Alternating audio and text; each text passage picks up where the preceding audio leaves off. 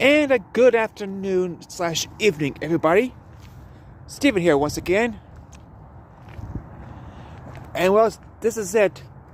Probably the last NASCAR related content I'll do for the year. And I decided to make it into a big one, more or less. Okay, not really a big one per se, but you get the idea. So, without further ado, let's get into it. Now, first things first, I do want to say my condolences to Frank Lorenzen, who passed away last week, just days before what would have been his birthday, which I think, I'm not exactly sure how old he would have been at the time. But let's just say he died last week, just days before his birthday. And we'll leave it at that for now. I will update that in the description of this video. But Lorenzen was, more or less, a two-time champion in the USAC Star Car division, plus won 26 races, including 2 Coke 600s in 1963 and 65, and also won a Daytona 500 back in 65 as well. Probably the best-known team he drove for was Holland Moody, although he also drove for Junior Johnson and Ray Fox at one point as well. It was adopted in the NASCAR Hall of Fame as well, back in 2015, I believe. And it's a shame that, that driver, that even though he had a decent career, passed away and all, but I gotta be honest, I just don't know if those numbers would have been Hall of Fame material and whatnot, at least in hindsight. But he's there, and that's all that matters. But regardless, rest in peace, Fred, and thanks. But now let's talk about the main story in this video, which is the lawsuit. Last week, the judge told NASCAR that, yeah, you're pretty much a monopoly, or at least have monopoly type traits. So we're going to allow the teams to race as charters and give them access to the Stewart-Haas charters as well. Well, that's what it boils down to. NASCAR filed an appeal on that, and on Monday the judge basically said a similar thing, but he did tweak it a little bit by saying that only Frontrow can get the Stewart-Haas charter, but not 2311. However, earlier today, NASCAR has filed another appeal, but with a twist. The twist being is that they'll go ahead and let 2311 purchase the Stewart-Haas charter, but taking the case to a different court in Richmond, Virginia, in the meantime. So that way,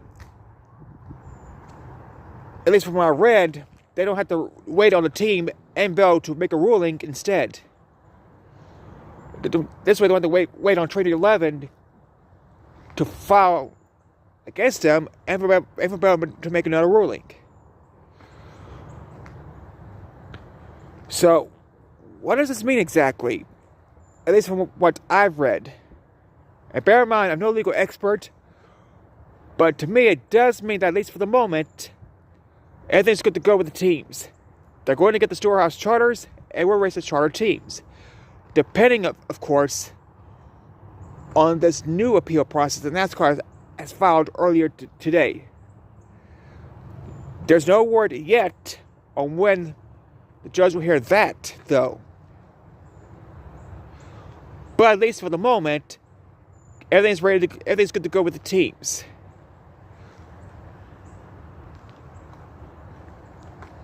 Although the only question is this: why is NASCAR second filing an appeal,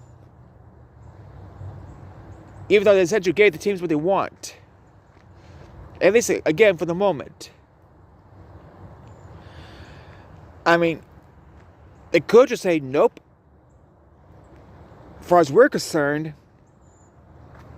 We don't care what Judge Bell said. We're gonna find another judge that'll side with us on this.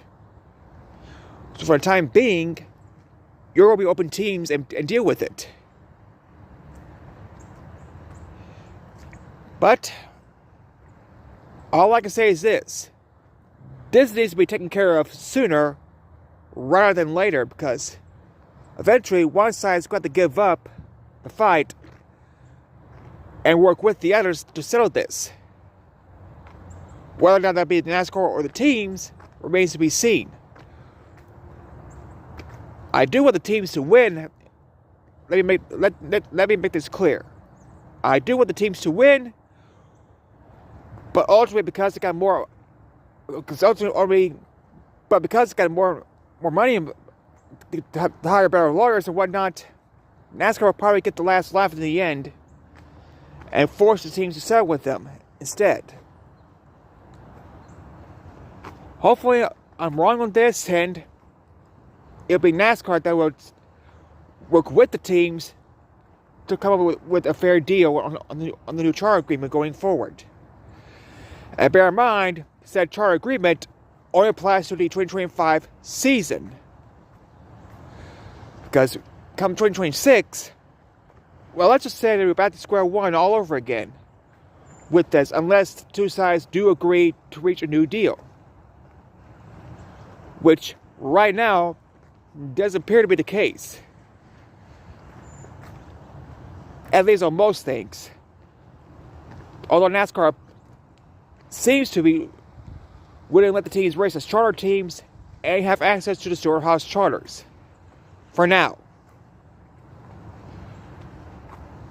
Of course, once any new details become available, I will be back as soon as I can with another follow-up on that. Now, there is one other thing I did want to talk about, and that is the possibility of SMI getting the NASCAR championship race again for the first time since technically 2000, because 2001, as you recall, New Hampshire got the last race of the season due to the terrorist attack on 9/11. As NASCAR is considering rotating the championship race to various tracks throughout the South. And when I say South, I mean the southern part of the country, both the Southeast and Southwest. Among the possibilities does include Miami, Phoenix, Vegas, Charlotte, Texas, Atlanta, Daytona, Talladega, Martinsville, Bristol, Richmond, and maybe Kansas. Now, these are tracks, in my opinion, that will, to one degree or another, make the most sense. Even though the chaotic side of things, when it comes to Daytona, Talladega, and Atlanta, would be the least likely of the three. But because of the geographic region they're in, I felt like I had to include them in this case as well.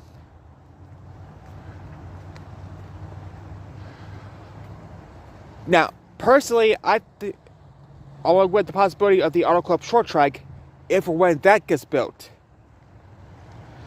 Now, personally,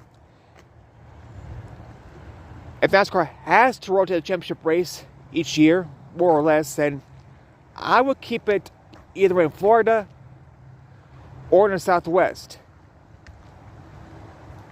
Say, for example, year one, you can have it back at Homestead Miami Speedway for year one. Year two, you could have it back at Phoenix. Year three, you could have it in Vegas.